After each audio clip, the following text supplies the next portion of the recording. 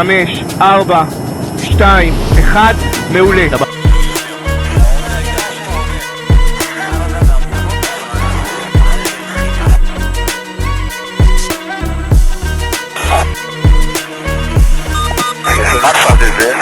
אני עוצר.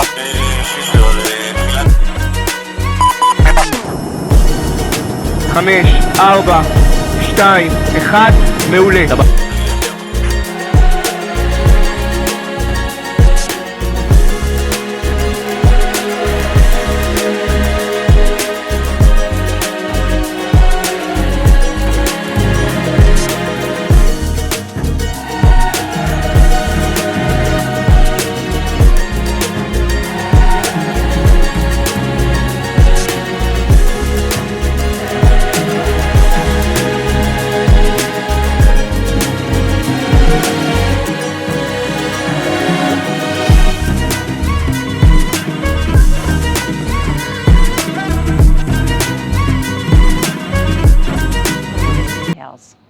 President Biden tonight issued a warning to the Iranian regime, which has provided Hamas with money and weapons for decades.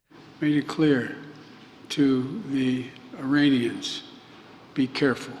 The White House maintains there's no Citizens of Israel.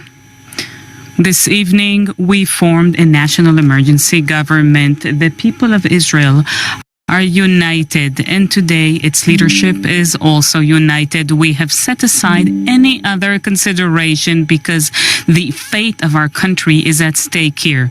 We are going to work together, shoulder to shoulder, for the benefit of all Israelis, for the benefit of the state of Israel. And I would like to say to you, dear citizens, we've seen these savages, we've seen these barbarians we are dealing with. We are fighting against a brutal and vicious enemy, an enemy which is worse than ISIS. We've seen little children, boys and girls, being handcuffed and shot in their head.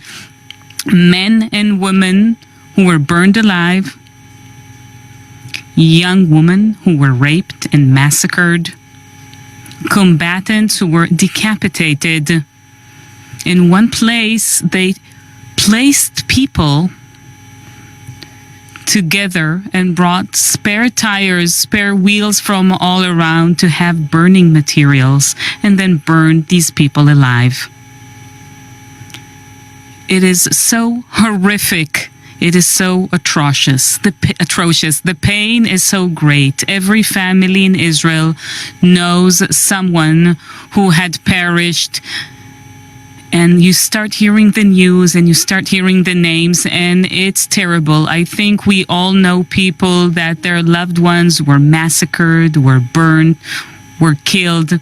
But as great as this atrocity is, so is our heroism great. Men and women, mothers and fathers, combatants and civilians who showed extreme heroism and bravery.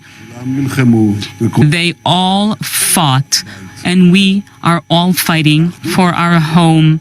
The unity among our nation in times of sorrow, it breaks beyond our boundaries and it reaches the whole world. We saw it yesterday in the important and moving speech of President Biden. I spoke with him today for the fourth time. For the fourth time since this war broke out, we have unprecedented international support for Israel, and this is a critical component for this ongoing battle and warfare. Aircrafts are on their way here, and a lot of ammunition is coming to Israel and will be arriving at Israel, and it's important. We are fighting in full force in all theaters. Now we are on the offensive. Every Hamas operative will die. Hamas is ISIS. We will crush them and get rid of them, just as the world crushed and got rid of ISIS. I would like to strengthen our combatants, all the people in our security forces and relief and rescue forces. The entire people of Israel are behind you. And I would like to say to you, citizens of Israel, and I'm saying here to my friends, and I'm saying this to all of you, the words of the prophet Isaiah, we will all help out each other Am Israel Chai, and together we shall win. The brutality of Hamas, his bloodthirstiness brings to mind the worst rampages of ISIS. This is terrorism. So in this moment, we must be crystal clear. We stand with Israel. We stand with Israel.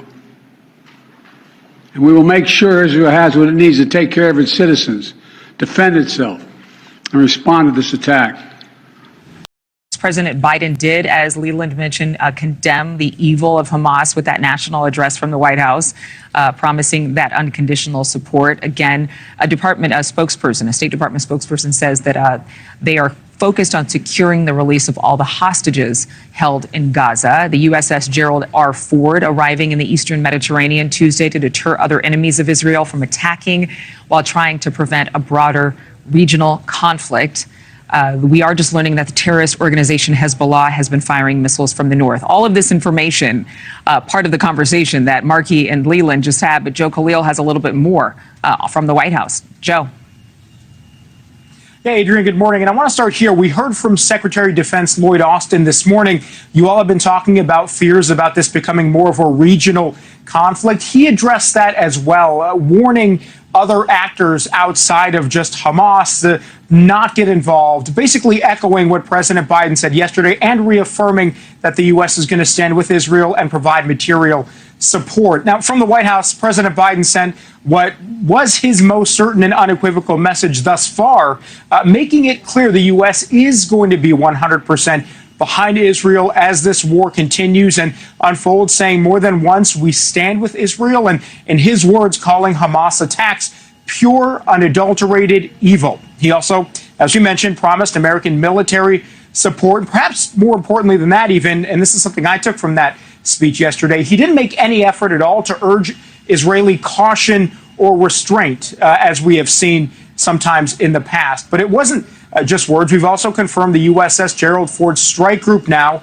is in place. That includes the nation's newest and most advanced aircraft carrier.